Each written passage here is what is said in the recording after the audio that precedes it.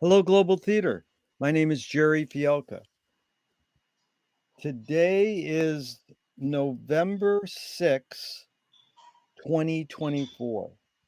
Want to thank Rob Grant and his amazing podcast. I'm probably wrong about everything. Also want to thank James Joyce and Andre Renee for introducing me to today's guest, Rafi Slepon. Is that right, Rafi? Close enough. you say it once. Rafi Slepon. Very good. Thank you so much. And before I ask you the first question, I have to thank you because since 2005, you've provided us with a website called Fweet, Fweet, that is helpful for anyone who reads Finnegan's Wake. Thank you so much. That's an amazing work you've done. Thank you. The first question is, what is the best thing for a human being? Um, Probably knowing the answer to this question. Now that is the very we 40 years asking that question. That is a brilliant. Okay, knowing that, what's your favorite form of information? How it comes into you? Mm, I'm very visual.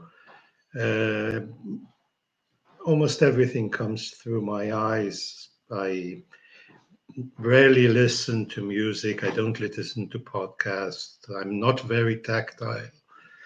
I don't smell a lot. So it's everything through my eyes. What, Mostly reading, obviously, but right. That's what I was just going to say. We'll divert for a second. Did you become, because you have books in back of you and you're dealing with the great book Finnegan's Wake? Okay, did you become a reader, one, because your parents told you to, two, they did it as an example, or three, on your own?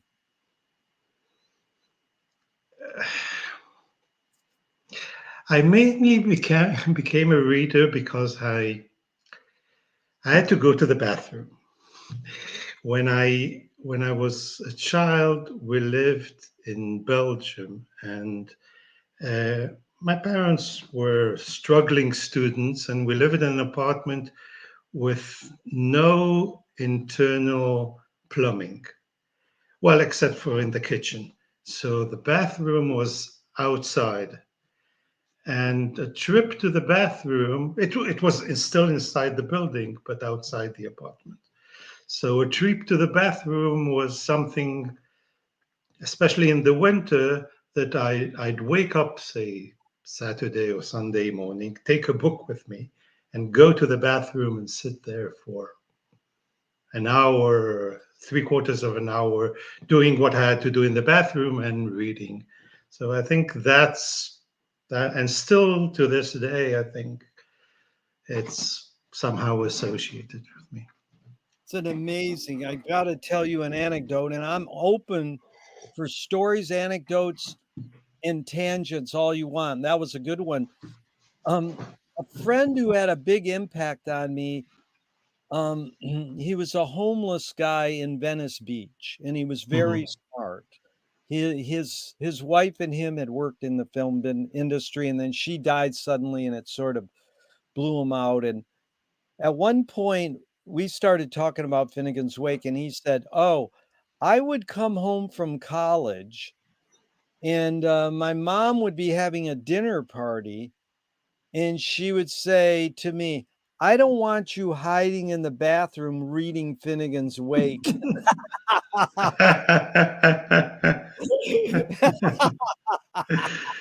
I love Mm. that. It's like you can see, I don't want to hang up. That was really good. So, why do you think humans collect or gather information? Uh,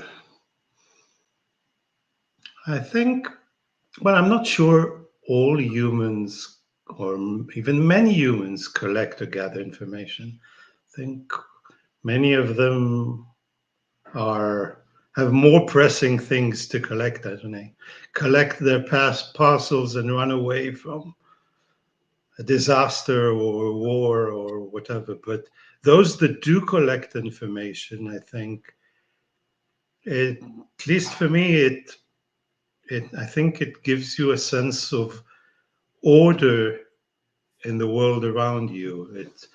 It gives some anchor that is gives one control over the chaos. Or yeah. Yeah. No, that's good. Do you think this need or want to collect information is more innate or more invented? I think the differentiation between, I'm assuming you're talking about nature and nurture, is, I think, somewhat artificial in that it's basically you're inventing a cutoff point of conception or birth, as if things before that point, our genes, are completely outside our control. Things after that are more under our control, or our environment, our parents' control. But, well, I know we're not there, but if a year from now some scientist discovers that there's cells in our body that can edit our genes, and we can actually change our genetic material, I wouldn't be too surprised. I think this we're we're very much the effect of events that happens to us. Some of them are reflected in our genes. Some of us are post our birth, but they're all affecting us and changing us constantly. Yeah. I forgot to ask you the first question. I Mhm. got to go back really quick. Where are you calling in from? Oh, Cary, North Carolina. Oh, okay. So now that was very interesting what you said because it almost sounded like some of my questions at the beginning are sort of, is it more this or more that? Now, I know it's both and it depends, and I'm not trying to get someone to nail it. Like one woman said once, the word more doesn't function in your question, which I love because it's I know that it Hmm. to ask someone like humans eating food. Is Hmm. that innate in us or did we invent it? Well, most people go, well, no, it's innate in us. But then there's people who claim they're breatharians and they live by breathing. So is that Hmm. so? I know there's a lot of gray area and almost what I Okay. said there. I know what I said there might be called a false dichotomy. Is that what? Okay. So you don't have to answer the question. It's really these are just prompts to talk and you can go Okay. wherever you just so it's clear. But it's really good. The next one is do thoughts create emotions? I think so. Yeah, a Yeah. lot. Yeah. If I told you that Trump won today, would that create an emotion?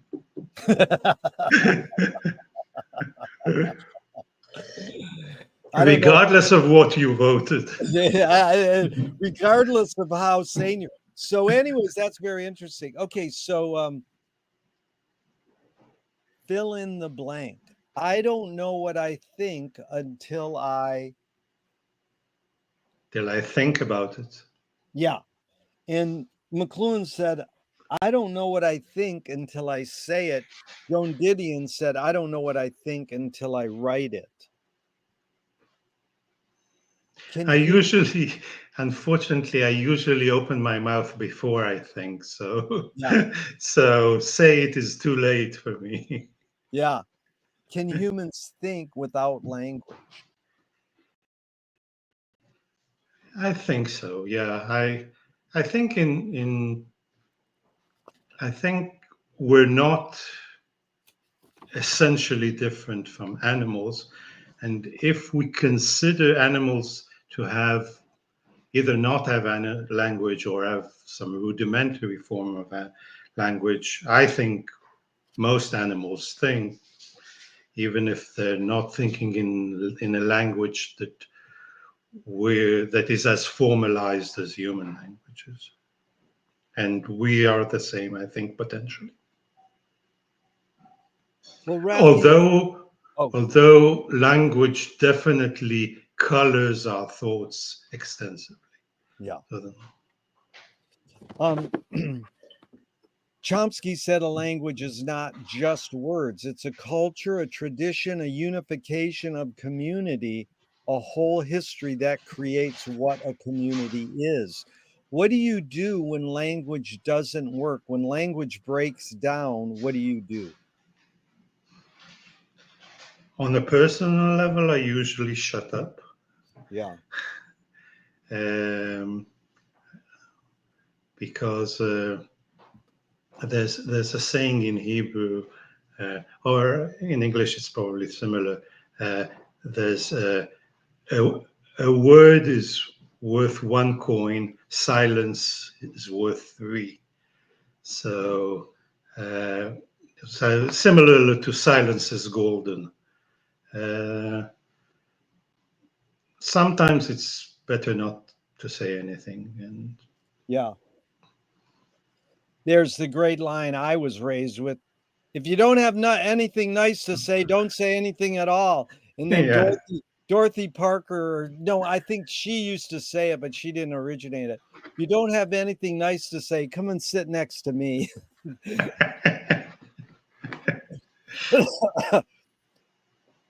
Your observations of humans in general, are we more thinking beings or more feeling beings? I think there are those and those. I think, again, it's difficult. There's this saying that says, all generalizations are false, including this one. Oh, yeah, So, that's a good one. yeah, so I think the differences between individuals are such that there are all sorts of the people who are primarily feelers, primarily thinkers, and anything in the middle.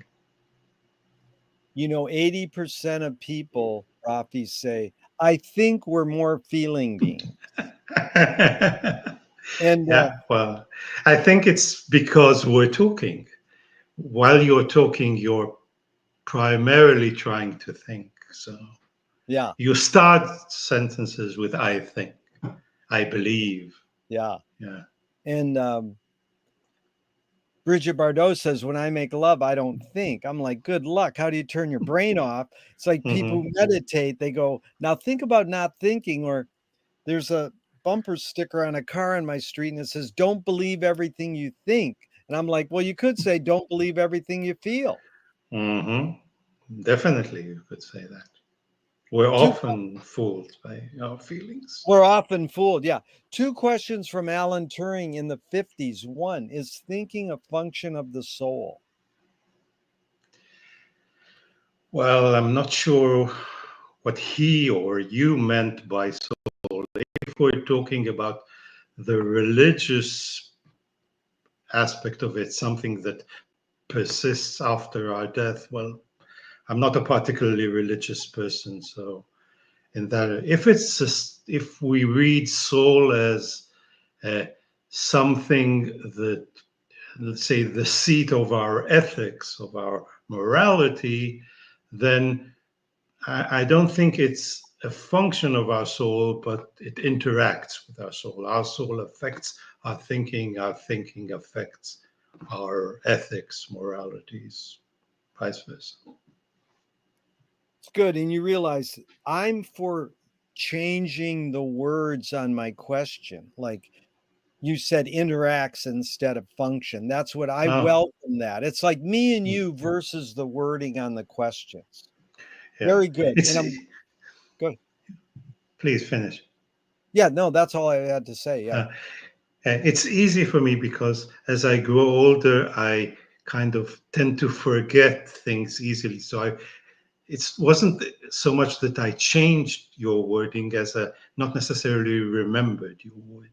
That's good. That's that I'm after that too. It's like, man, really, you're touching on a lot of what we're going to go into, and I'm glad you're smiling and having fun because that's what this is Mhm. about. The second Definitely. Turing question Mhm. is, can machines think?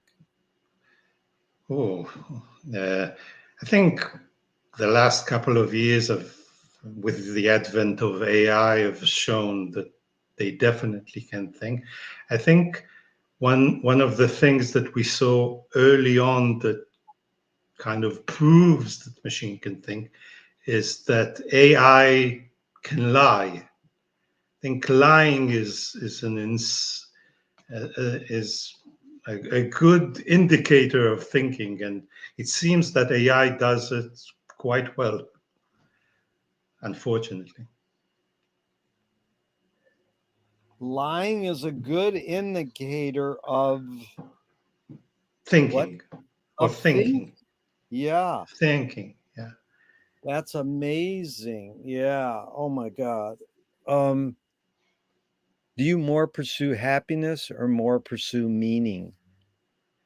Uh, I don't have such lofty goals. I'm content with surviving and not suffering. That's good enough for me. Yeah. And so far, I'm extremely lucky in both aspects. Surviving and not suffering is good enough. Yeah. My pen ran out. I got to grab a pen. Sorry. Sure.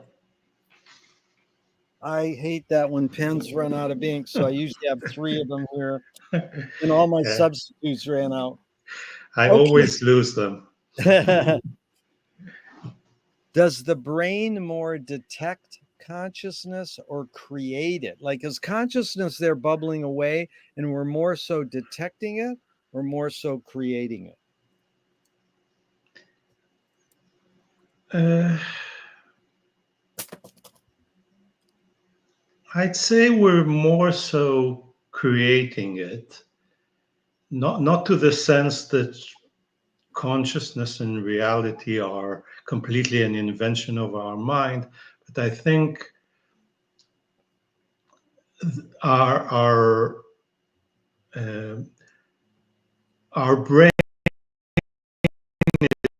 is such that it functions in a way that it filters reality and consciousness so much that it's closer to a creation than Yeah. just detection. Yeah. What's faster, speed of light or speed of thought?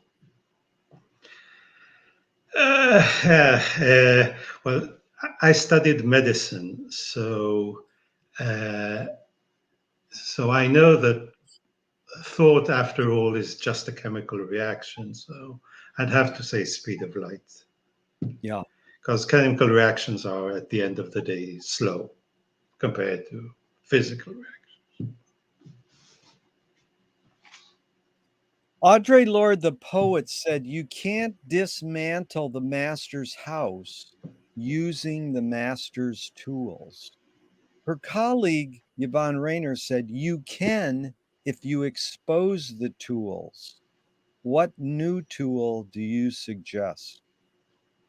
Whew. It's. I think I lost you. It's a bit too abstract for me. No, okay, let's just break it down. Some of the questions I ask, I open them with a cute quote. It doesn't mean you have to apply it. Okay. Basically the question I'm asking is, what tool do you gravitate towards the most? If you want to add the word new or apply Oh, it to the master's house, you can. okay. Uh, I think the tool as a general one that I gravitate towards the most is the written word or the word, Yeah. not a new tool, but it's an Yeah. ever evolving tool, and language, both written and spoken, is both my means of interacting with the world and my tool for a lot of things. Yeah. Not least Finnegan's Wake. Yes. What new toy do you suggest?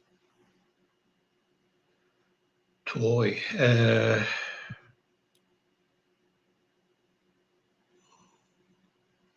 Can't remember the last time I've interacted with a toy. I'll pass. What do you worry about when you go to bed at night? No, not a lot, only the past, the present, and the future.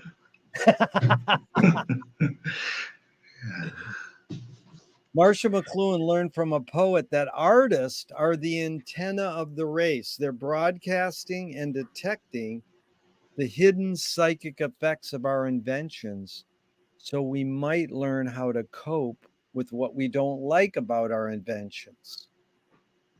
So I asked you, Rafi, the question Marshall probed his whole career. Why do we ignore the hidden psychic effects of our inventions, even though the artists are broadcasting them to us? Hmm, I'm not sure I agree with him on two counts. Both the special role of the artist in society.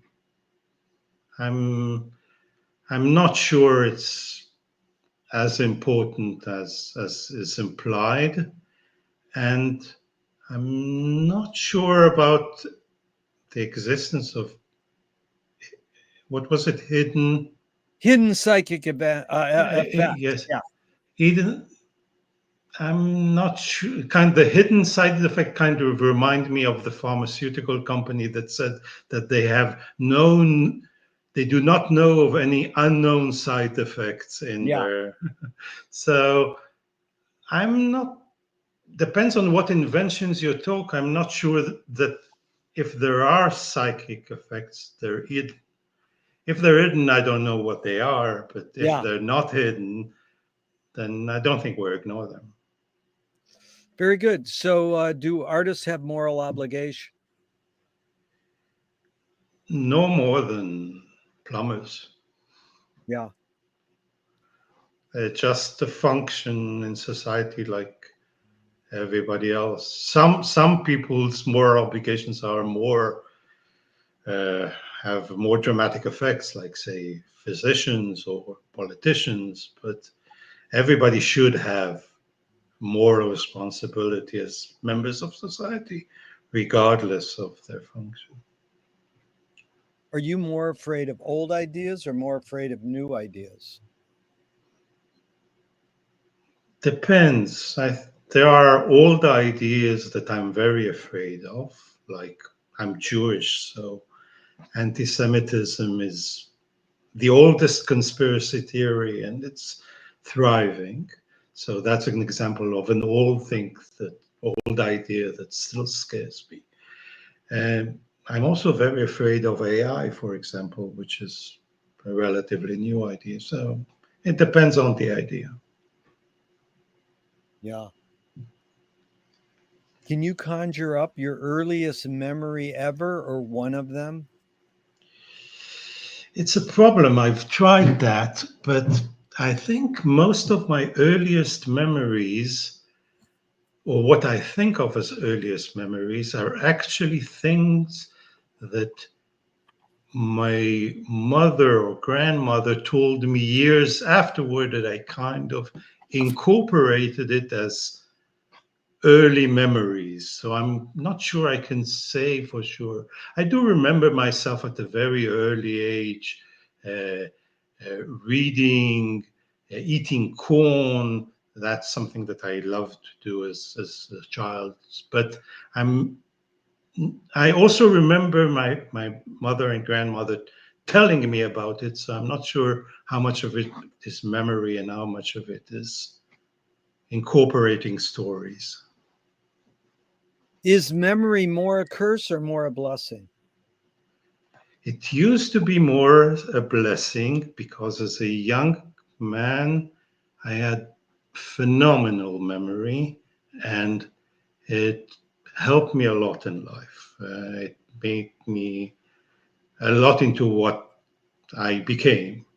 Now that I'm growing a bit older and I don't I forget more than I remember, and what I remember is often the faux pas of all the years that I've gone through.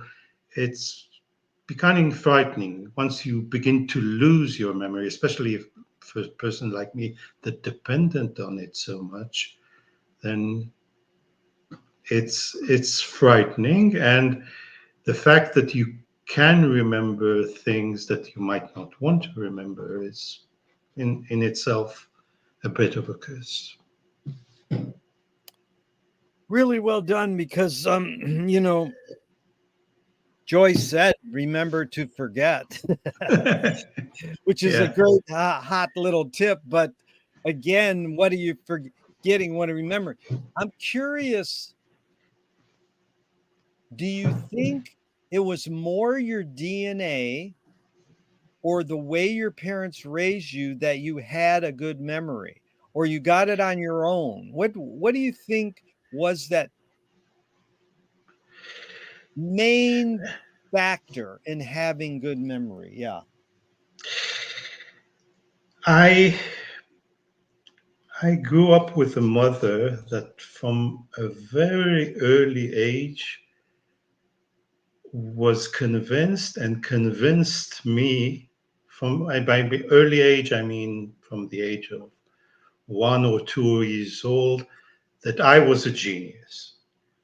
And I grew up believing that. And I think, they always say if you tell a kid too many times that how they're bad and bad and bad, they become bad. I think the same thing happens in reverse. You tell someone he's a genius for years, he kind of takes it for granted and he does the necessary work to become I would say your mom was right. You're a genius. Maintaining fleet is genius. But one. I'll tell you, that's like Frank Lloyd Wright's mom put pictures up of buildings in the room when she was pregnant and said, I want my son to be a great architect. Now, Oh, I didn't know that. was that her thoughts going through her mind into the womb? Or were the pictures actually going through the skin of her womb? Or did she just, accentuate that when he came out of the womb, like you said? Yeah. My thing about memory is, I can remember all these cute quotes from, all kinds of sources. And Mhm. I don't know where I got it, but one day it sort of dawned on me. In high school, I had a Latin class, and I was raised Roman Catholic, and we had a quiz every day. And I knew how to memorize the answers for that quiz. And I Mhm. must have developed, in my opinion, some sort of memory skills. And then I Mhm. just apply it a different way.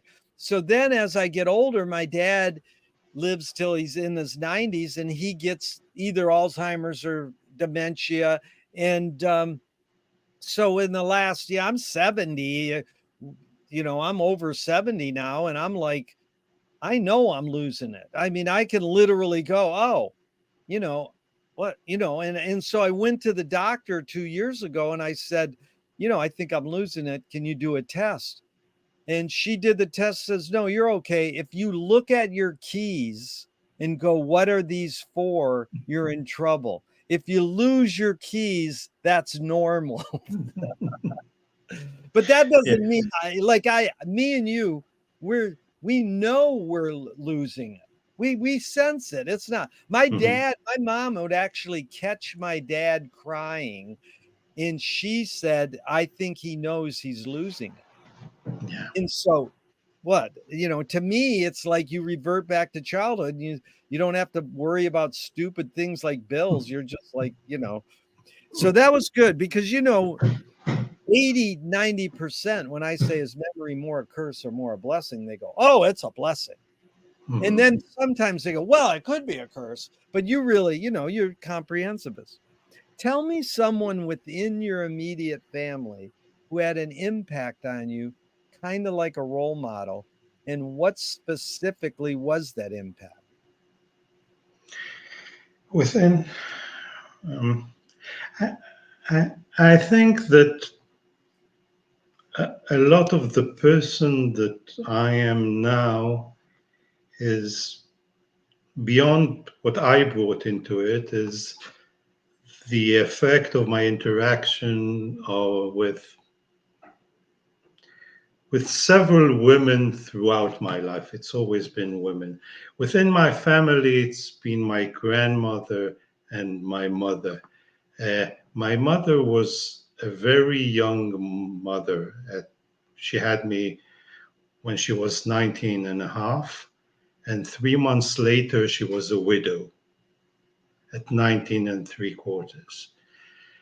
And which she was just at the beginning of her life. She didn't even make it into university yet. So I ended up growing at my grandmother's house. My mother was also there, but not all the time because she went to university. So, in some respects, my grandmother um, raised me alongside my mother. There was a grandfather, but my grandfather was a baker. So it means he worked at nights and slept during the day. So my grandmother was my. So both my grandmother and my mother were central figures for me. And What did you definitely, mainly get? Summarize, what did you mainly get from your grandmother?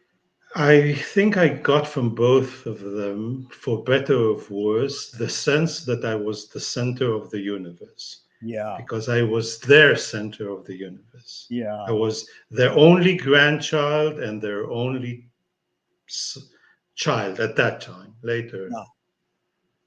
I had brothers and sisters, but at that point, I was the only one. Ho- The same question, Rafi, outside your immediate family, someone who had an impact, and what was that specific impact?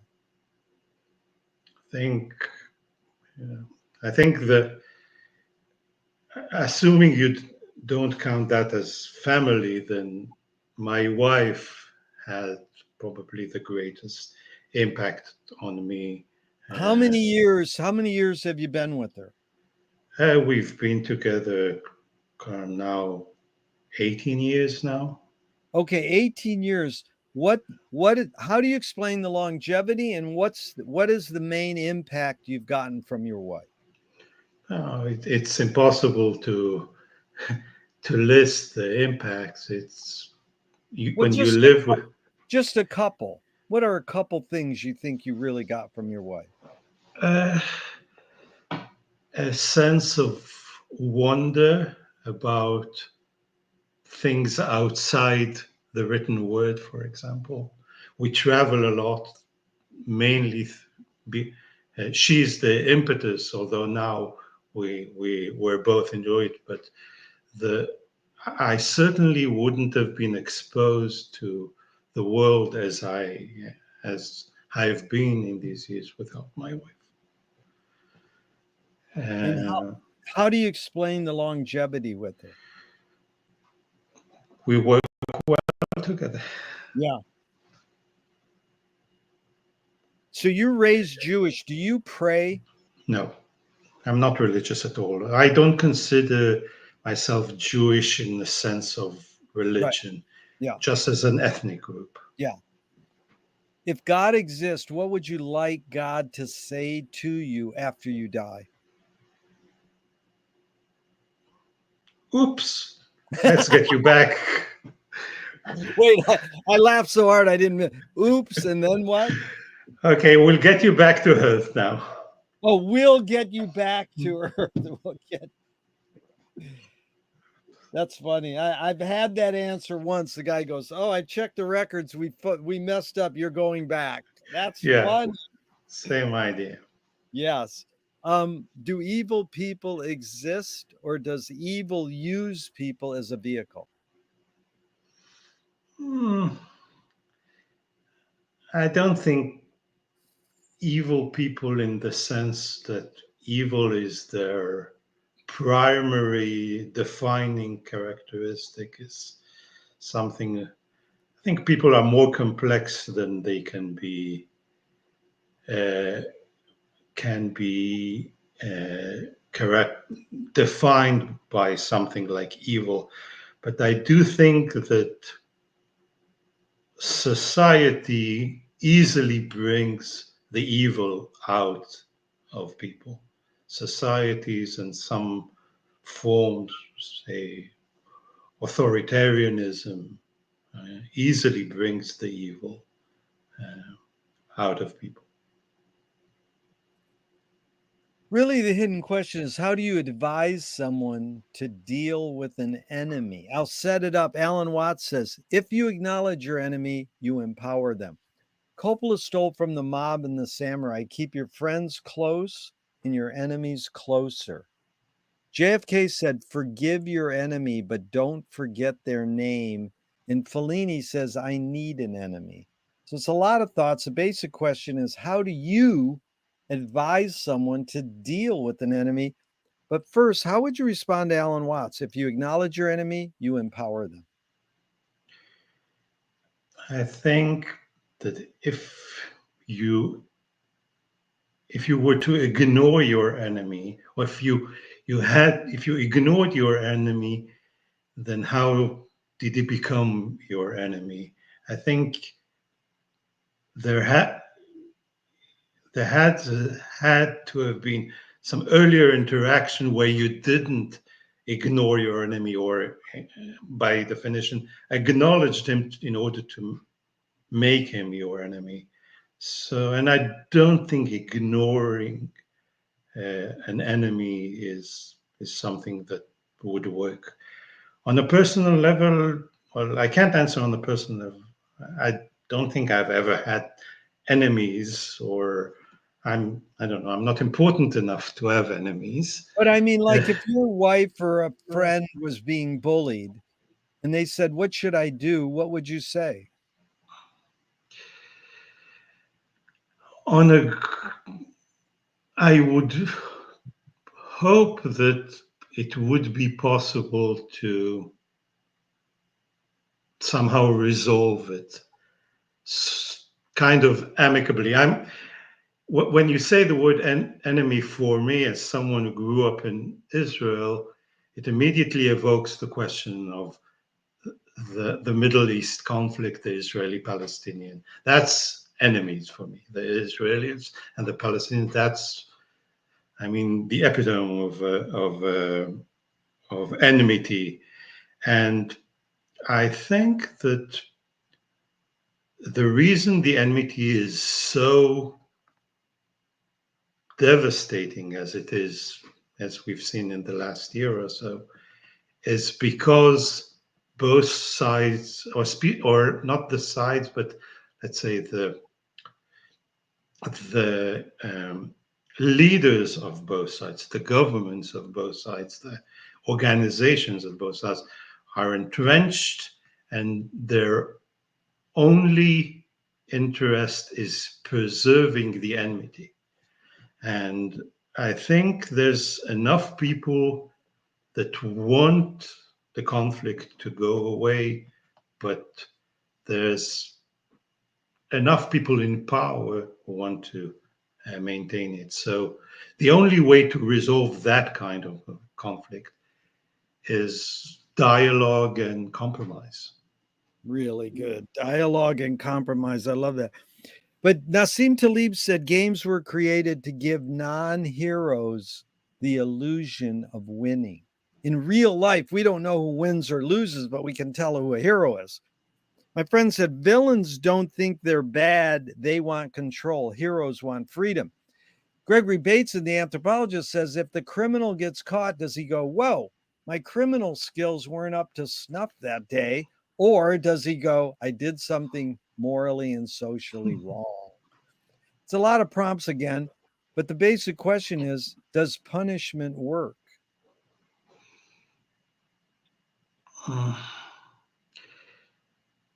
I think not really. Uh, Yeah. Certainly not at the scales that were doing it here in the United States or anywhere in the world. Punishment just um, makes things, or again, makes the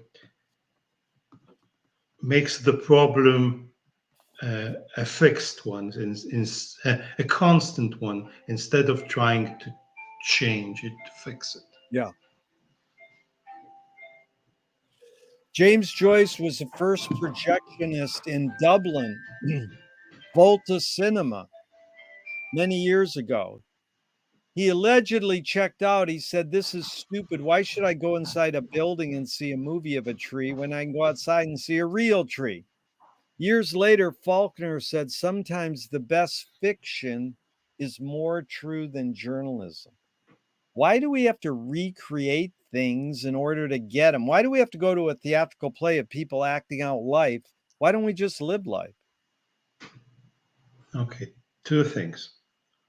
Are you sure about this first projectionist? And Oh yeah, doesn't well, at the Volta Cinema, he was yeah, yeah. okay. He He wasn't really a started. Let's projectionist. He was okay. just an I investor. Yeah, he was an investor, but I heard he also did projection. But let's just say Oh, he was okay. involved in the first cinema. Yes. Okay. In Yeah, and then That's the fine. second part is an alleged. I've heard that, and some of Oh, the greatest Joyce scholars say they've never heard that. So I don't no, know I my haven't source. had a. Yeah. Yeah, I But don't it know my doesn't matter for the question. but again, it's sort of like, you know, it is similar. I mean, it's really a false dichotomy again, because what's the difference between a book and a cinema? They're still recreating Yes. life. But Yeah. basically, I mean, go with Faulkner saying sometimes the best fiction is more true than journalism. And thank you for being a close listener, because some people just let that shit go by and then they go to the question. They don't hear Yeah. the other stuff. I Okay. appreciate your listening skills, but it's like, why do we have to recreate things in order to get them? You know? Okay. I think it's for the same reason, for example, that we eat bread and not eat raw wheat. We can enjoy bread and still enjoy seeing a field of wheat uh, swaying in the sunset, or we can enjoy rolling in the hay, and we can enjoy bread. It's three different forms of the same thing, but each of them gives us something else. I don't think that a poem about a tree is a tree. It's a completely different experience that you can't get from a tree. You get it from the poem. So they're basically, I think, similar to wheat and bread. Poetry about a tree is baked tree, is a baked tree, a recreated tree, but in a different, completely different form. It's really good breakdown. I love that breakdown. Roll in the hay. Terry Garr just died from her great line in Oh, you. yes, I. Roll in the hay. Then, yeah, you can bake it. And then the field of wheat is really what Finnegan's Wake's all about. It's like, hey, television is going to affect you people. Electricity is a big deal. Bombardment screen is, Baird invented TV in England when Farnsworth was inventing TV in America. Mhm. And so, do you know Farnsworth got the idea of TV from looking out at the wheat fields and I didn't know that. seeing that sort of multiple mosaic imagery? Mm. It's like effects proceed causes. It's called, uh, you know, uh, electronic pointillism. Same thing with Seurat putting dots. Mhm. Anyways, very, very good. Those three steps were good. But here's an artist. He said, art is making your problems other people's problems. Any thoughts on that line? Eh, well, it depends on the artist. I think it's pretty good summary for Joyce, uh, but uh, but I don't think it applies to all artists. There are artists that have their problems to, and they need to foist them on the world, and there are those that do it for other reasons. So, Yeah. Yeah, some of because them. it could be art is making your joy other people's joy. Yeah. But here's Fanny Howe, a poet. I'm Okay. curious your thoughts on her line. The point of art is to show people that life is worth living by showing that it isn't. Mm-hmm. I don't know what that means, but I'm just curious. I'm just curious if you have any thoughts or reaction. uh, well, I understand it as, despite our bleak existence, art can bring hope that is missing from life. That's my understanding Yeah, of the sentence. And again, some does and some doesn't. But yeah, that's good. yeah. So, Rafi, walk us through your tipping points because I know that you're raised a reader. So then what did you study in high school and college? And at what point, I mean, did you first become a medical researcher, then computer, and then a novelist? And then, what's your sort of tipping points for your various callings? I think it's not really a tipping point, such as reaching my fill with one discipline. And I've been lucky enough to several times during my career deciding that, okay, I'm done with this path. Let's do something else for the next You so know, and you so know, years. Rafi, that's amazing because there's a cliche that goes, people change their career every 10 years. Yeah. So And that's so basically what I did. that's amazing. So what was your first calling Okay. medical researcher? No. So I started after high school. I went to university, to medical school. In Israel, there's no college per se.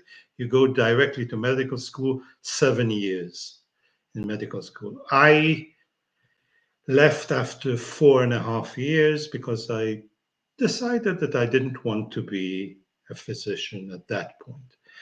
It took me 4.5 years to decide that. And then I kind of almost by chance ended up in medical research. And I worked in medical research, infectious diseases and vaccines for 9 years. And then I decided I wanted to do something else. It was the late 90s, where anyone who could claim that he knows a little bit of programming was snatched by high tech.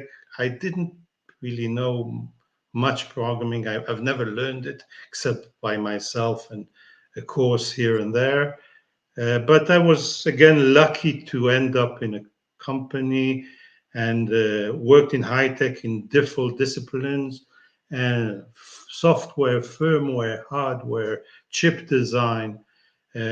Basically rose to the top of my profession without actually learning it at any point. Then, after about 10 years, I decided I wanted to do something else.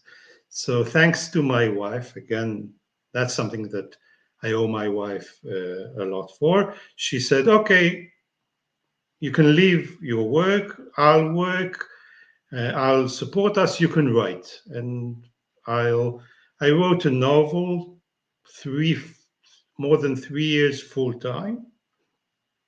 And then I tried to get it published, wasn't very successful, ended up self publishing it, and then returned to iTech, moved to the States, worked for another 6 or 7 years, and then decided I had enough and retired. And now, when we're not traveling, I work mostly on Finnegan's Wake. Right. So we're going to get into Joyce soon, but let's go through some of those. You didn't have a choice. You just there say you're going to be a doctor. There was no tipping point when you first started. You go, oh, do you want to go to college to study literature or art or medical? Your mom just said you're going to doctor. Or No, no, I chose it, oh, you but chose it. Yeah, yeah, I chose it, but you see, I'm from a Jewish family. yeah, Okay. Kind of being a doctor is, well, it's not prescribed, but it's a good choice. yeah. Being a novelist is not a good choice for a Jewish kid.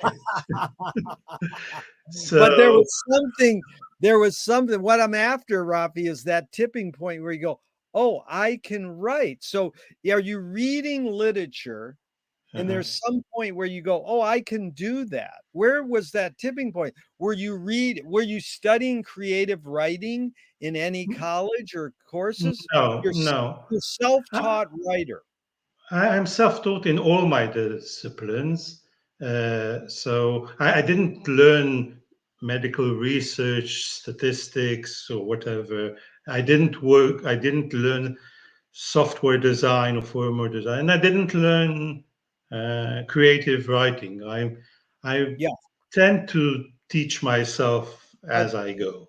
right, but where is that point Okay, so the tipping, I where you're always gonna had say, the "I'm idea. gonna be a writer." Yeah, that Yeah, point where you go, "I'm gonna try this."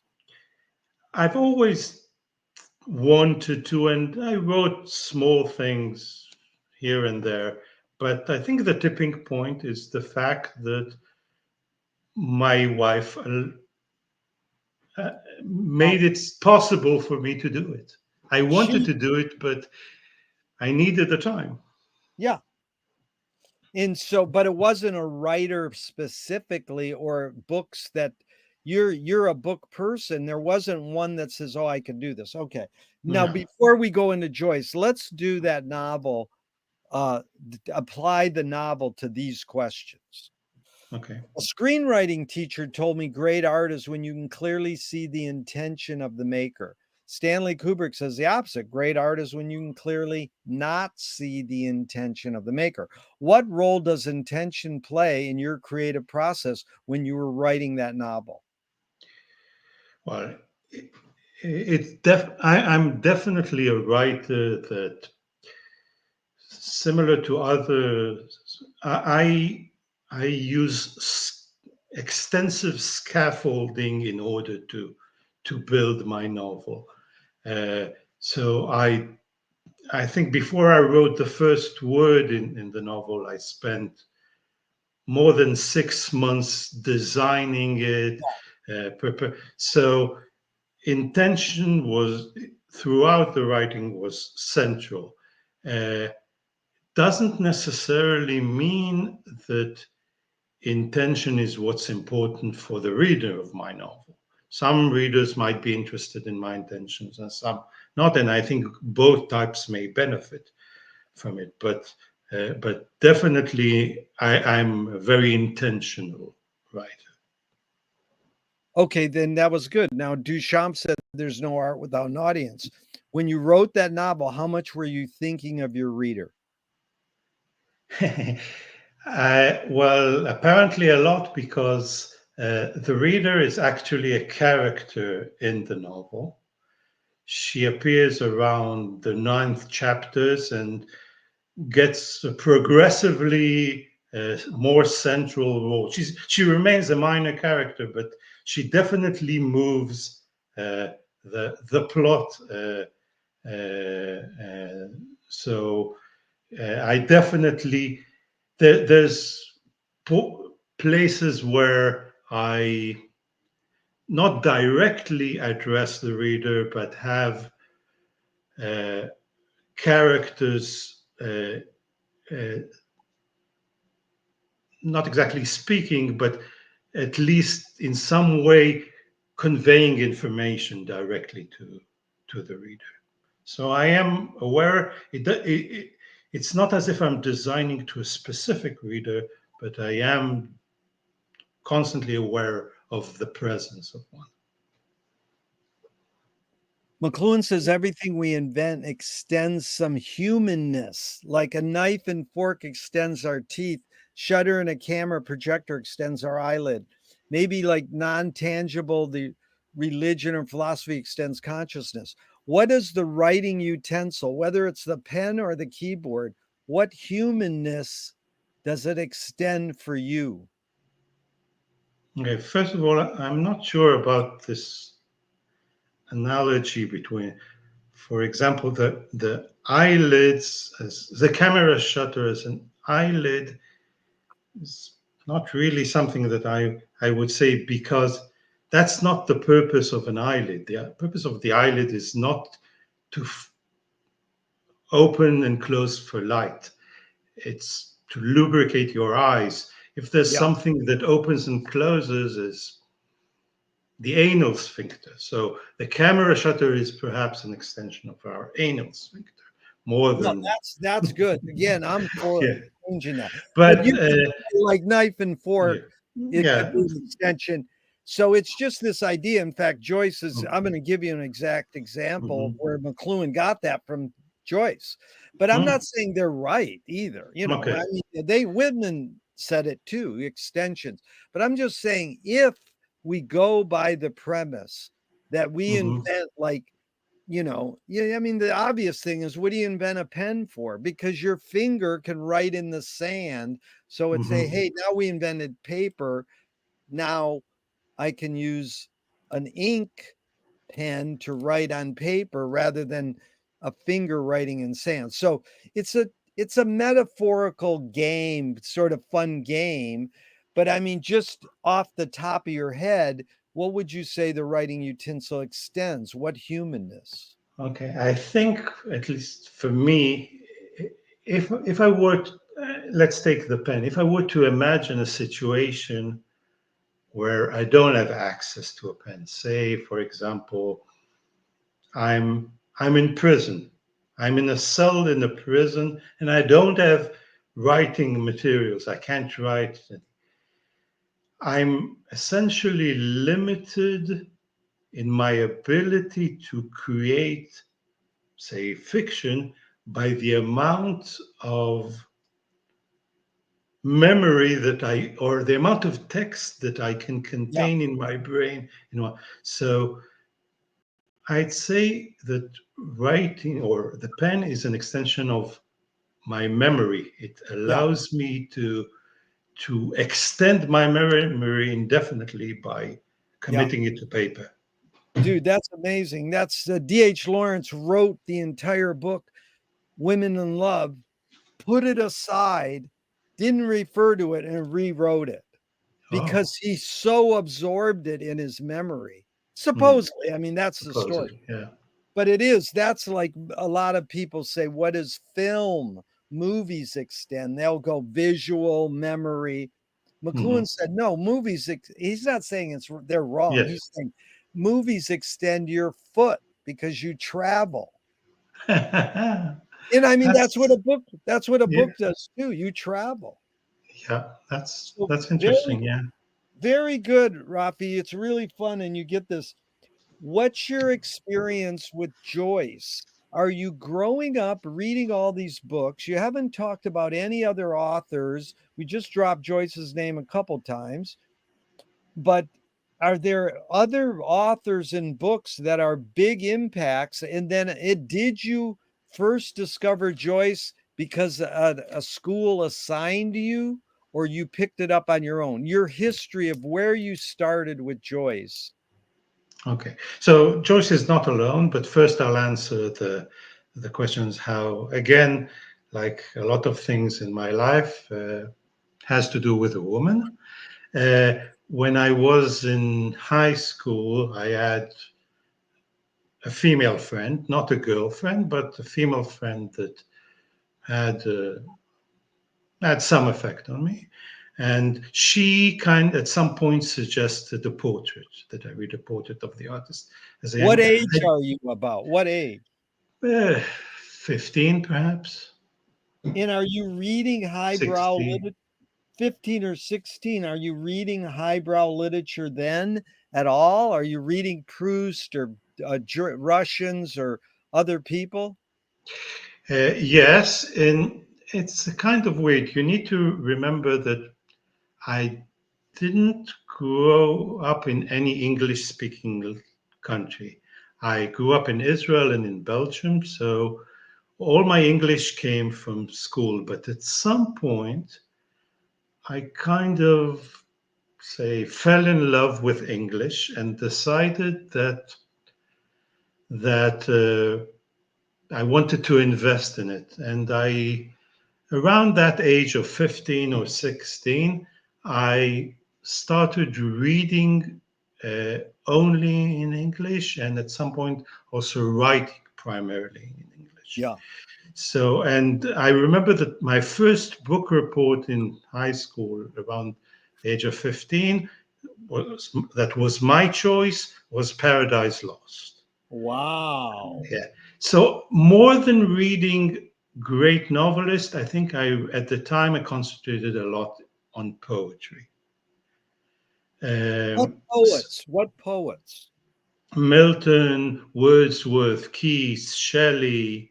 Uh, I think these are Yeah, uh, the the classics.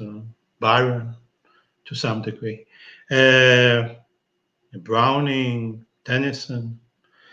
But I think Milton remained for yeah, many years my favorite. And so, but I did read also novels alongside also lighter reading. I read, I don't know, science fiction a bit at the time, things like that. So it's not all highbrow, but I but it did read. mainly leaned towards the English because you were falling in Yes, love with English. So yes. this I friend of spent. yours, Mhm. this friend of yours says, "Hey, read portrait." So then you read portrait, and it what did it do to you? Was okay.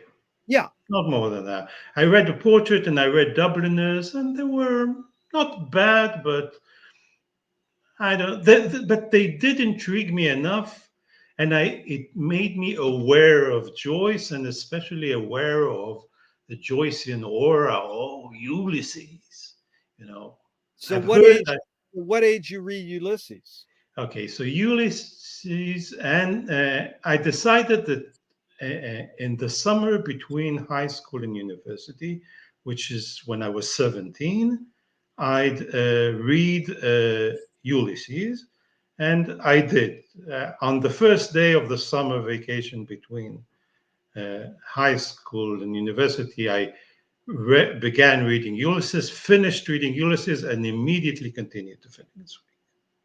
So I read both in that during that summer Out loud with a did you read them out loud or by yourself to by yourself? yourself, by Right, myself. right after Ulysses, you're not reading it for school, you're reading it for self. Yes, What's your reaction to Ulysses once you're done with that? I liked some of it, mostly some of the later chapters, Oxen of the Sun, Eumaeus, Ithaca. That's probably my three favorite chapters to this But day. you didn't write a book report. You just read it. No. That Okay, was after high school. I didn't particularly like the earlier chapter, yeah. the Stephen Dedalus chapters, but once I got into it, and the later ones I liked a lot. But then you just go, I'm gonna jump right into the wake. Yeah, and it's again because I tend to take some. I enjoy challenging myself Yeah, by diving into the deep water without technically knowing how to swim. yeah. And I can now say that I read Finnegan's Wake, and I'd be charitable if I said that I understood 10% of it. Then. Yeah. Yeah, I did, but I persevered under the assumption that, yeah, I did get a glimpse here and there, and I guess it's worth it. But you're not meeting other Joyceans at all. It's just you reading Joyce, you're talking to people about it, or you're It's not. Israel. We're talking about Israel. There are Yeah, yeah, I no, know, but I'm just asking, but there's no one else you could talk about, and you're not reading books that explain Ulysses or explain Finnegan's Wake. not while I was reading it the first time. Right. Later I did, but the first time was just reading it like any other book. You're not supposed to Right. need exegesis Okay. to So then figure a book. let's stay on the history of your history with the wake. You're 17, 18, you read it. Okay. Now, where did you go the deep dive and say, I'm going to study this before 2005 when you Yeah, started Fleet? There's a yeah. big period of time where tell us the history of your deep dive. Why did you Uh, gravitate towards the deep dive into the wake? yeah. So I it kind of returns to your question about collecting information. I like collecting information and I like the process of figuring and building things step by step with very small pieces, building a huge thing like Yeah. a million piece jigsaw puzzle. Yeah. Uh, and at some point, I realized that's Finnegan's Wake could feed that need in me or Yeah. that want in me, and but I felt that I didn't have the tools to do it the way that I wanted. One Yeah. thing that was before the internet. That was we're talking the early 90s. Yeah. Uh, I was for the first time, late 80s, early 90s, first time exposed to computers. And the early 90s, the first time I had my own computer. And then I realized that what I'm missing is the ability to search Yeah. through Finnegan's Wake and especially search through McHugh. I had McHugh with me, but the fact that it was printed made it unsearchable. And I What needed the ability. what year are you getting your age? Your age 18. What age are you getting McHugh? I think I got McHugh Right at away. around 17, 18, Wow. but I didn't do anything with it. It just sat Yeah. on the Yeah. shelf. Right. I began referring to it. You see, as I said, I read the Finnegan's Wake before university. Then I got into medical school. During medical school, I didn't return to the Wake. I returned to the Wake after I left medical school, and I had a lot more time on my hand. And then I returned to Finnegan's Wake in the late 80s and the early 90s. And when I realized that what I needed is basically a computerized version of McHugh to start working, that's the first thing I did. I just typed McHugh into my computer, word But by see, word by myself. but that's the funny thing. If you type McHugh into your computer, why isn't McHugh totally in Fleet? Okay, so initially it was Oh, okay, okay, that's fine. okay. No, they no, There's two reasons. okay. First of all, initially it was, but I only went to the first and second edition. When I Yeah. pub the third and fourth, I didn't because I moved my focus to Fleet, and I felt that I had better That sources than McHugh. So I have only the first and second so that edition. is the first and second editions of McHugh are in Fleet. The third and fourth are not. And that's one reason. The second Yeah. reason is that I've grown and there's things that I disagree with McHugh. So Yes. I deleted things from Fleet that are in McHugh. Yes. Okay, that's good. So No, that's things that's that good. That's that all sort of mm, detailed. mm. But there's something about the wake that your medical research brain, your puzzle solving brain is getting you into the wake.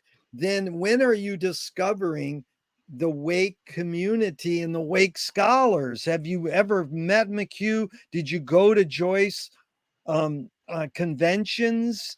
And then,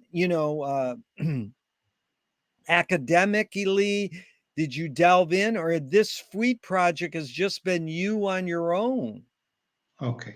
So there was a definite tipping point that created Fleet, because Fleet existed in a primordial form, an electronic form, which was McHugh plus additional elucidations and notes from say 91 until 2005. But it was on my computer and I used it, and nobody was aware of it.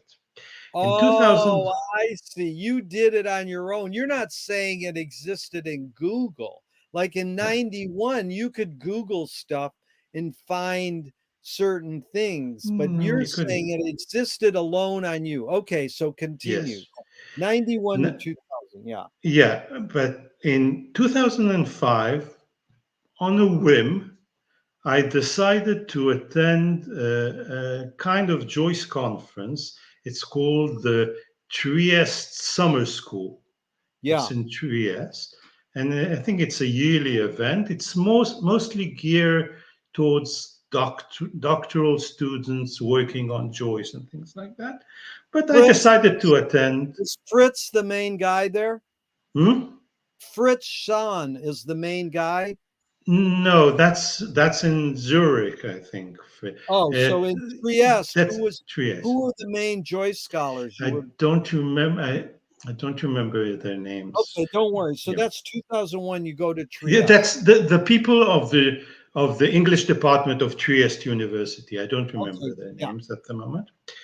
And so I attended it, and there I met it. It's not a conference. It's more like a summer school in that yeah, uh, doctoral students yeah, and MA students come there. They listen to lectures. There's so there's kind of volunteer faculty and volunteer students, and and there I met people, both people studying Joyce and people lecturing on Joyce, and I met several people there, and we got to talking because you're there all day long with, and at some point I dropped the bombshell that I have this kind of um, electronic treasury of Finnegan's Wake notes, which I described primarily as an electronic McHugh, although by that point it was already more than that, but to make it simpler. And I think primarily the first one that really encouraged me to make it available online is Gert Lernut. He's at the University of Antwerp. I think now he's might be retired, but he's still working on Joyce. He's, I how do think, you spell his last name, Rafi? Lernut. Okay, so He's he a, sort of he's, encouraged you to put it online. yeah, he Yeah, encouraged me to put it on. That was in 2005. I I came back home and sat for, I don't know, 3 months doing almost only that. Uh, there was a lot of I have the benefit of having being interested both in literature and in programming, so I could right. build the website by myself, program it, make it everything that I needed it to be, which was a lot more than it was before. And then I attended, I think, two more conferences, one in Budapest and one in Antwerp, and presented Fleet there. And that is basically the end of my interaction with the Joycean community. Okay, really good. You're a brilliant human, and it's so cool. You cleared up that McHugh thing. Now, I've talked to all the major Joyce people. I mean, Mhm. Finn Fordham, Tim Conley, Sam Sloat, and nobody Mhm. knows that. Now I know the deal on McHugh. So Yeah. you've done a great thing. You said you got the wake 10%. It's a stupid question. Now, having studied it as knee deep in the swamp muck, as we say, you've gotten so deep into it. How much percentage do you get the wake now? Well, it depends how you count it. If you mean, Just can I overall, just read? general, overall getting the question is how much percentage do you get the wake and how much percentage does Joyce get the wake? So you answered the question before I even asked her. You said I got it 10% then. Now, just in general, how much do you Okay. think you So got? if I'm going to the minutia, a word here, a word there, then I probably 75%. You get it But 75%. That's good. How much did Joyce get it? that's a problem. That's That's a problem. the right answer, dude. Yeah. But I You mean, your see, guess, your hunch, your no, guess. no, there's a problem. I'll explain the problem. Yeah. The question is,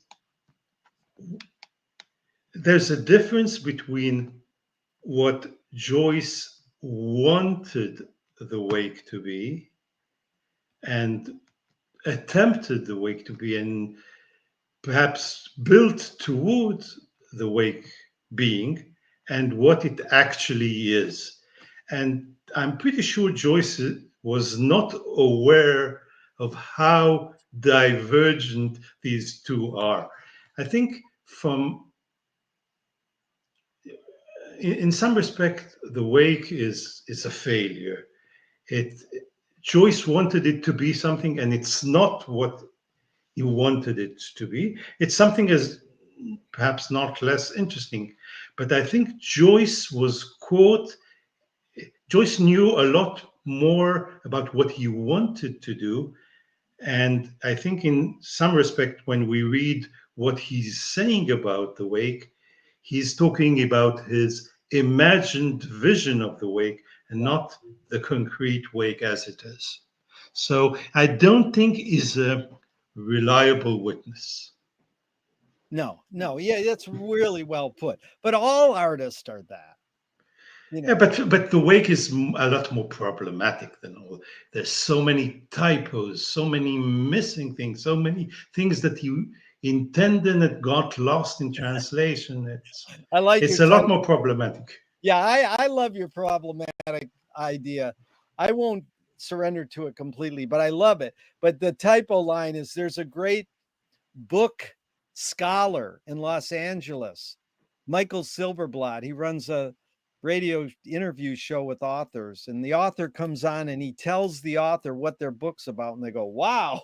Like he all he does is read books. He's very smart. I says, "What do you think of the wake?" And he goes, "There's a typo in every word on purpose." On purpose. On That's purpose. an amazing line to say on purpose. Okay, Yeah. you really answered, but you didn't answer the question. I just need a number. How much did Joyce get the wake just in general? You set up your premise beautifully, I but just think I think 90%. 90. Very good. Okay, so now the same question I asked you about writing your novel. Screenwriting teacher told me great art is when you can clearly see the intention. Kubrick says great art is when you can clearly not see the intention. What role did intention play in Joyce writing The Wake, in your opinion? I think intention was very central to his design, but he got completely lost in his attempts to create it. So it ended up being different than what he intended it to be. But but he definitely knew what he was trying to do, and I think because of the complexity, more than in other books, his intention matters, because it's very easy to come with far-fetched and imaginary readings of the wake, and in some sense I think we need to root it in something more objective, and in that respect Joyce's intention plays a role, not a decisive role, but some role in objectifying the, the wake. Yeah, yeah, yeah. Rafi, hear this one out. One of my teachers said, Joyce invented the internet and disguised it as a book. So now it's what's going to be after the internet. He invented AI and disguised it as a book. Essentially, what Joyce invented was Zoom. What we're on right now is television, telephone. So the best Joyce reading groups are on Zoom now. So you get one person's in Austin, one person's in Dublin, one person's in Brazil, and you get this amazing sensibility where everybody's face is the concentrated emphasis and the words are coming out of their mouth. And that's what he did. And it's amazing because television, telephone, which we're on right now, worldwide live, came out in 1939, the same year as the Wake in the New York World's Fair. And Yeah. then it became a reality in 68 from 2001, Kubrick's film, where the guy calls his daughter from the spaceship and wishes her a happy birthday on Zoom. So Mm-hmm. that's a little sidetrack. Now, James Joyce, your suggested answer, Duchamp said there's no art without an audience. How much was Joyce thinking of his audience, his readers, when he was writing The Wake? I think, in honesty, very little. Yeah. Very little. I think he was caught in his huge web of creation, and he was it was kind of wishing for that ideal reader, but I Yeah. don't think he was writing for that ideal reader. It was just wishful thinking. Yeah. Here's Portrait. I will try to express myself in some mode of life or art as freely as I can and as wholly as I can, using for my defense the only arms I allow myself to use: silence, exile, and cunning. So there's an example of where Marshall McLuhan says, in order to understand me, you have to know the symbolist poets and all of Joyce. So that's Joyce saying, using for my defense the only arms, extending humanness I allow for myself: silence, exile, and cunning. What do those three words mean to you in the Joyce world where you started with Portrait and then into the Wake: silence, exile, and cunning? Okay, I'll first answer that. Then I want to say something about uh, the early choice versus the late choice. But I think the if I remember the quote correctly as you read it, I think the operative word here is my defense. Yes. Uh, Now, silence, exile, and cunning here are not tools of creation, are not tools of the artist in order to create. They're the tools of the artist in order to protect him, arms in this military sense, Yeah. to protect him from what Joyce saw as the stifling effect of Ireland nationalism, religious, the stifling effect of parochialism of Ireland. So, in that respect, exile is running away from Ireland. Silence is avoid, to return to what you said, when communication breaks.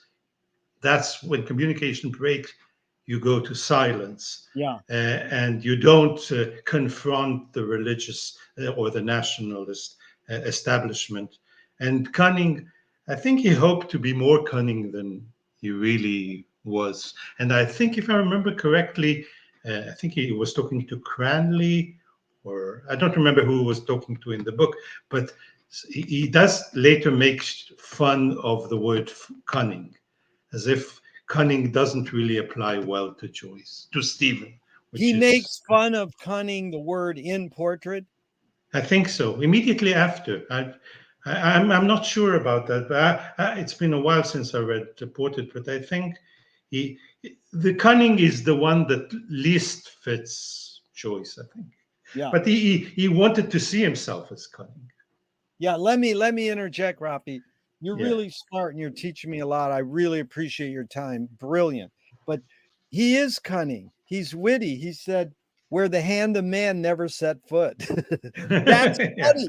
That sounds like Mad Magazine. That's like great writing on Saturday Night Live. Come on. That is like he's saying, "I hope to be more cunning." He's pretty dang cunning when he writes a line like that in the middle of this highbrow literature book, where the hand of man. The problem is where the hand of man never set foot. Now, if you say it, women will go, "You're saying man." Well, where the hand of humans never set foot, yeah, yeah. you know.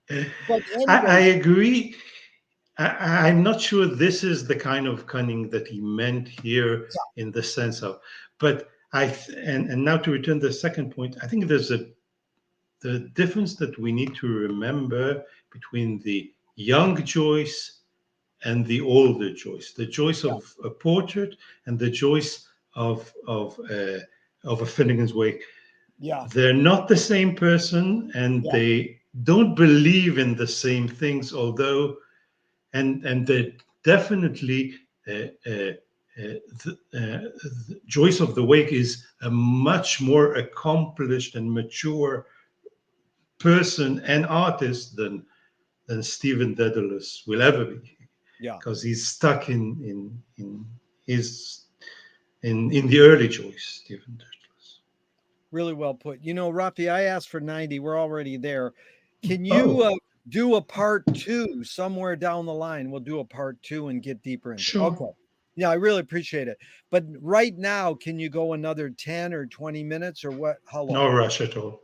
Give Yep, me give me an example what you want to do. 10, 20, or 30 more minutes. we can do 20 minutes. Okay, 20 more. Good. Okay, so now just that aside, have you ever studied Menippean satire, or do you know the use of Menippean satire in Finnegan's Wake? Okay, No, no problem.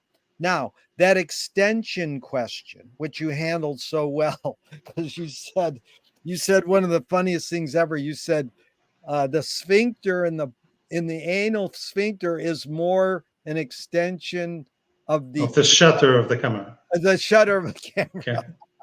That is brilliant. That's Joycean. So, Yeah. what would Joyce say was, in your opinion, was the pen extending for him? What humanness?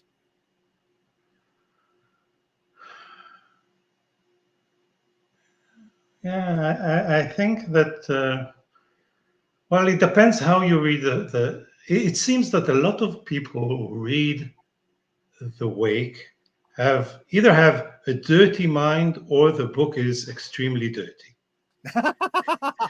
I think both. It's either or. They either Yeah, have. I think they're both uh, correct, and I think uh,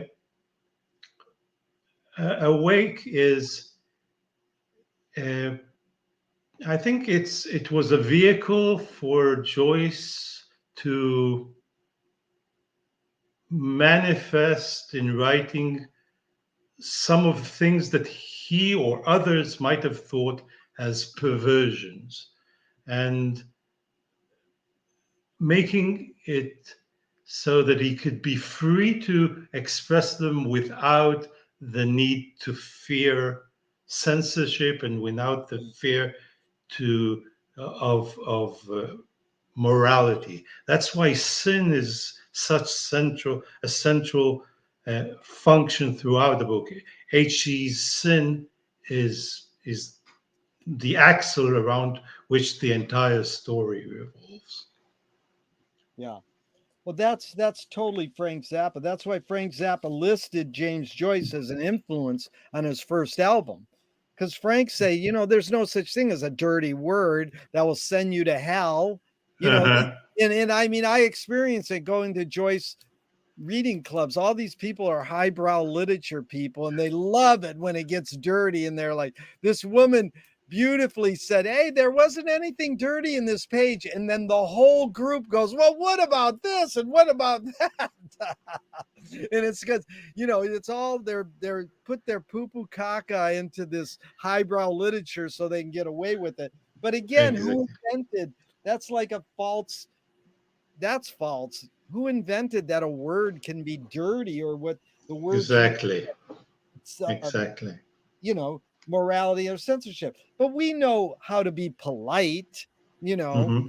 and so uh you handled that one good. You got that one. Okay, now he says this line, epiphanies in everydayness. What does that mean to you back when he first said it? And then when it when it's when did he first say epiphanies and everydayness, and Oh, how does it apply to the wake? okay. Both. He said it very early. It's part of if you want Stephen's Daedalus. I Yeah, think it might even it's even more it's more evident in Stephen Hero, the yeah, lost novel, than it is in a portrait. He removed yeah, part of it, I think, in a portrait. I think it was central to Joyce's aesthetics as a young man before he wrote anything worthwhile, and it's basically seeing the, I don't know, the miraculous in everyday life. yeah, It's making the ordinary sublime. I think yes. that's what it meant to young Joyce. I think by the time we're in Finnegan's Wake, it was more something to poke fun at when Oh, you remember the young Joyce. I don't yeah, think it played any role anymore. yeah. Okay, now we go to another line from Portrait. Welcome, O life. I go to encounter for the millionth time the reality of experience, and to forge in the smithy of my soul the uncreated conscience of my race. So I'm most curious your ideas on what is smithy of my soul and what is the uncreated conscience of my race. Okay.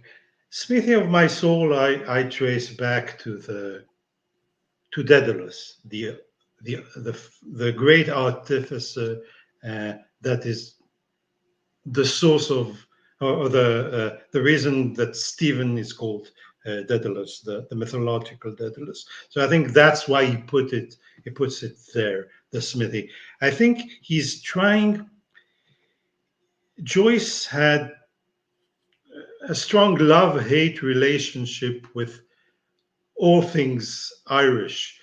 I think the consciousness of my race is him loving and hating Irish nationalism. He he he he runs away from it. He moves to Europe, but he can't avoid dwelling on it for through Yeah. his entire career. So, and the same with Catholic religion. He's always, I think, and at this early point, he's really ambivalent about the two. He wants to be to create the consciousness of his race, but he doesn't really want to be part of his race directly. Enough to stay in Ireland. Amazing. Yeah, that was good. So there was a word in there, experience. And this is back to McLuhan. I'm going to read a McLuhan line, and then I'm going to tell you what I think it might mean. And then you tell me what you think it means. And it entails this word experience.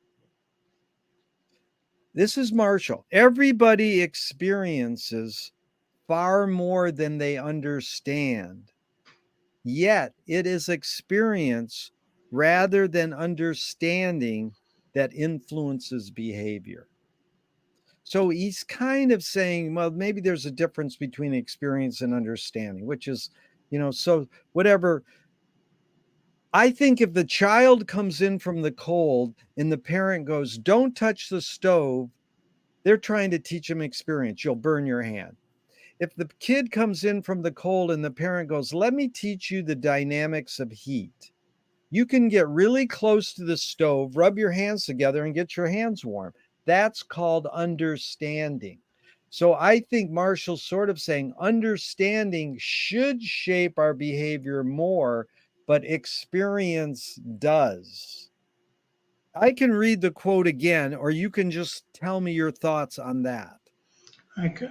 Okay, I understood before you said, although what you're saying makes sense, I understood it differently. I understood experience as the unfiltered, semi uh, semi-conscious uh, input of our environment, and understanding as the conscious thinking uh, counterpart of it.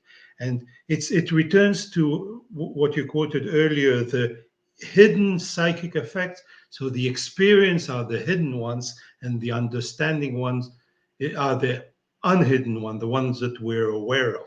And I understanding is saying that the the unfiltered, the one that we not necessarily fully understand, are more important, or at least stronger, have stronger effect on us than the ones that we understand. Yeah. Rafi, you're brilliant. That was really well done because it leads perfectly into this quote um, that I'm going to read to you now, which is from Robert Dobbs, who's written a. I interviewed him once. Explains the 10 thunders of Finnegan's Wake. Have you ever read that? Bob Dobbs explains the 10 thunders of Yeah. Finnegan's. Anyways, you might read it sometime if you're interested. Okay. He says this as a question, and he was a McLuhan's, worked with McLuhan in the Wake. This is what Robert Dobbs says. Question: how about technologies as the collective unconscious and art as the collective unconsciousness? So he's kind of making a difference between art and technology. Is there a difference? And then is there a difference between conscious and consciousness? So he's saying technologies are the collective unconscious, art is the collective unconsciousness. I'm not sure. As someone who's worked extensively in technology and in art, I think they're a lot more similar than different. Yeah. And I'm not sure about that differentiation. It doesn't ring with me. Yeah. Well, we'll get into it in part two because I want to ask you what's the difference between art and science. But why don't we close this session up? Again, I Okay. have so much more to talk about, especially with Finnegan's Wake. And this is Hollis Frampton, a great experimental filmmaker. He says narrative is born among the animal necessities of the spirit because we're waiting to die. My question to you is, can you forget to die? Can you forget to die? Uh, yeah, I think for a short while, at in to quote Brigitte Bardot, I think during sex you might forget to die. Uh, so, uh, but it depends on the person. I think some of us return to that memory quite often, the presence there. But I think at some points you can. You Right, can but vary. Rafi, to be clear, you were mocking my quote of Bridget Bardot saying, "When I make love, I don't think," Not because mocking, no, just no, rearranging. I mean friendly mocking. That was good Yes. mocking. It's beautiful.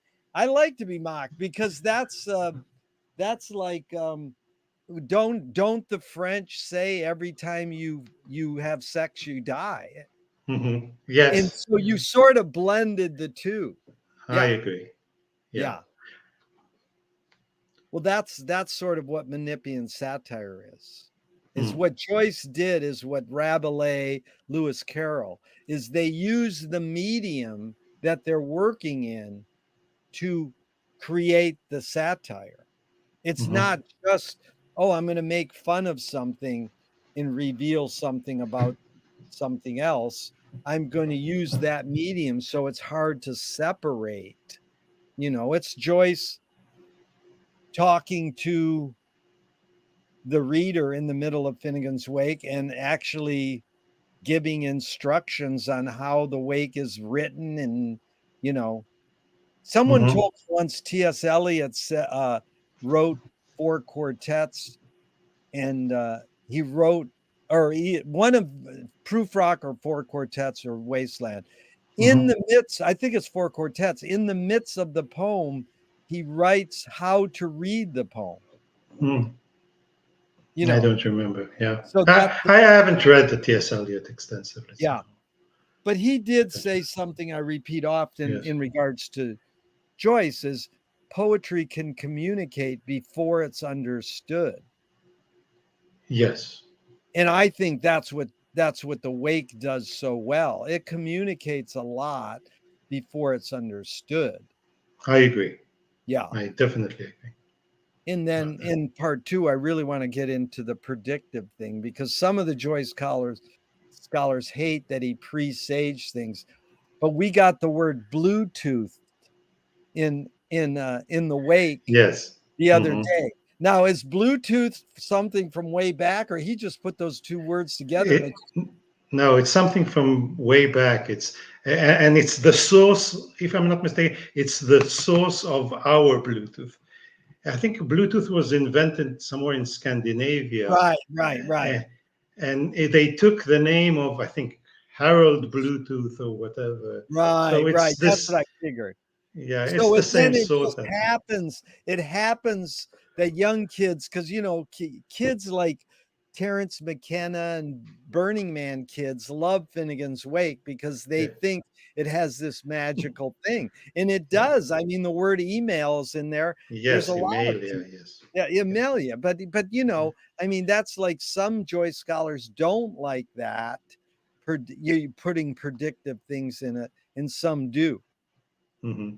Yeah, what you raise your finger because you don't like it, or you do?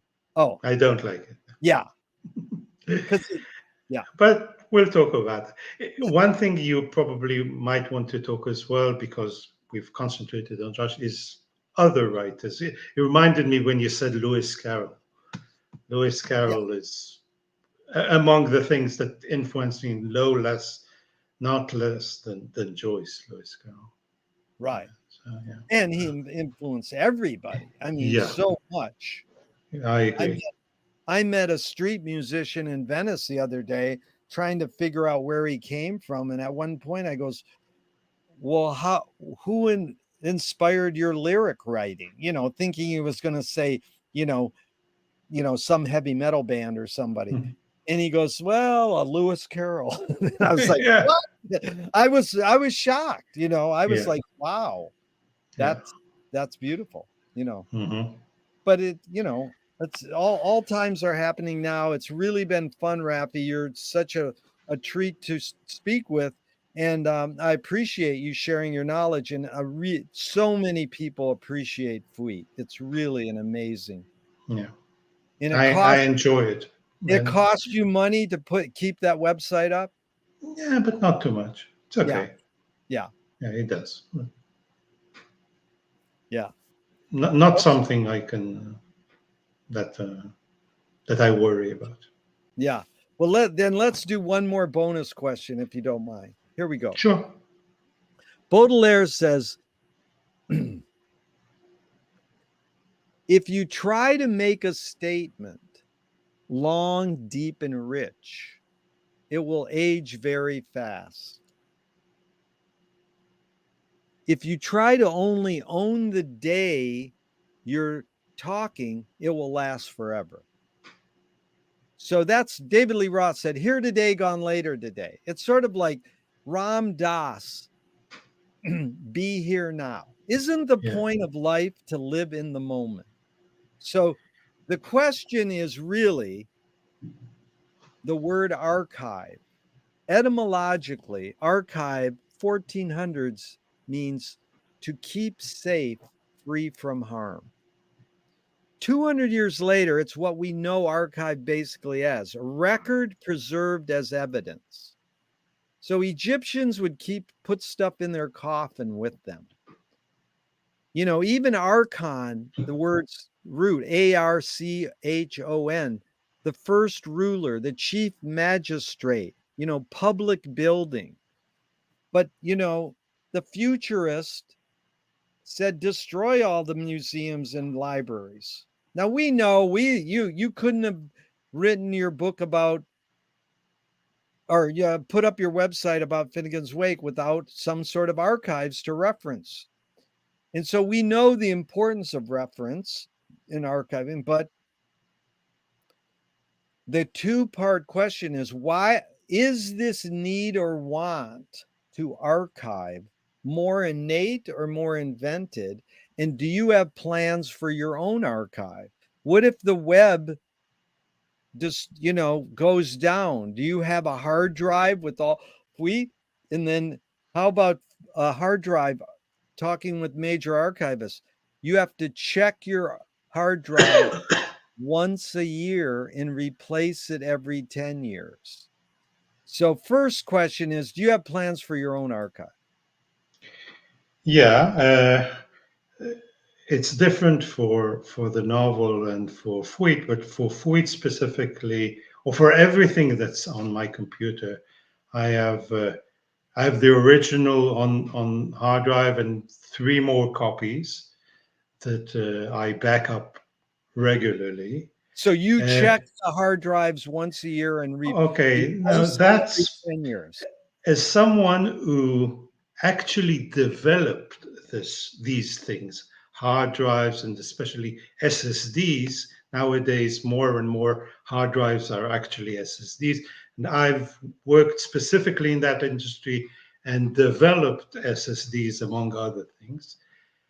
What you say, I'm not sure it's correct. It's Well, not an what I would SS, recommend. right, but to be clear, an SSD is better than a hard drive, or it's a more advanced hard drive. It's a different technology. It's It's a not a hard different. It serves the same purpose. Hard drive is a problematic word. It's like telephone. The, I got you. it, Okay. so Yeah. there are hard drives and that are the old technology hard drives Moving and the parts with moving yes, parts. Do exactly. SSD do Don't SS have no SSDs moving don't parts? have don't almost no moving parts. Yeah.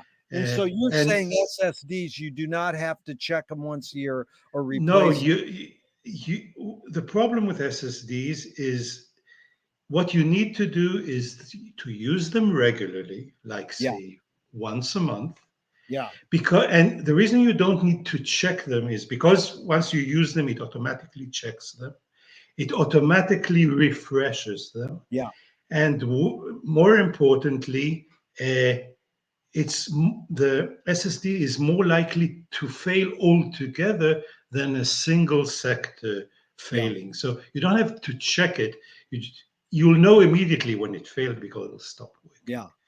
What you need So is so multiple copies yeah, you have so that 3 of them. So yeah, then so if that you one failed, you'll still have the other to yeah. recover. But if you die tomorrow, does your wife know what to do with all those? Or do you have an association with some major archive or college or university? Uh, there's this mistaken feeling that I'm still young. enough that I don't have to worry about it. So I've been neglectful about it.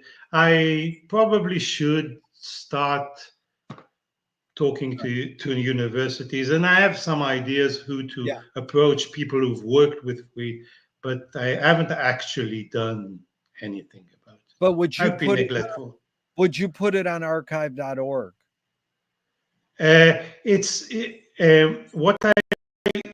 What I'm always willing. The problem Yeah. is that Fluid is built of a lot of software under it. It's moving parts. Just keeping the database is very easy, but keeping the moving parts Yeah. is problematic in something like archive.org. It requires someone who can maintain it and run it on a real life server, not just Do you store it yeah. somewhere. Do you have any fear that they will shut off the internet someday? Altogether, no, no, Yeah. doesn't feel Okay. like it. Rafi, is archiving more innate and more or invented? What's your feelings? Isn't the point of life to live in the moment? Why do we have to save all this stuff? It returns to what I said earlier. I think archiving and collecting gives us the feeling of control and order, Yeah. of things will not disappear and will not, the floor will not fall from under our feet. Yeah. In Because can you imagine waking up tomorrow and not having Wikipedia? It's unimaginable now, I think. Yeah, we do what I grew up on, World Book Encyclopedia. You go, Yeah, guess guess what Wikipedia is? It's yeah. the phone call to the, reference librarian. You could No, there's thing in Wikipedia that would take you years to find. Yeah, I know. a couple of days ago, I found in Wikipedia a list of the trams in Dublin in the 1940s. Line number one gets there. Line number.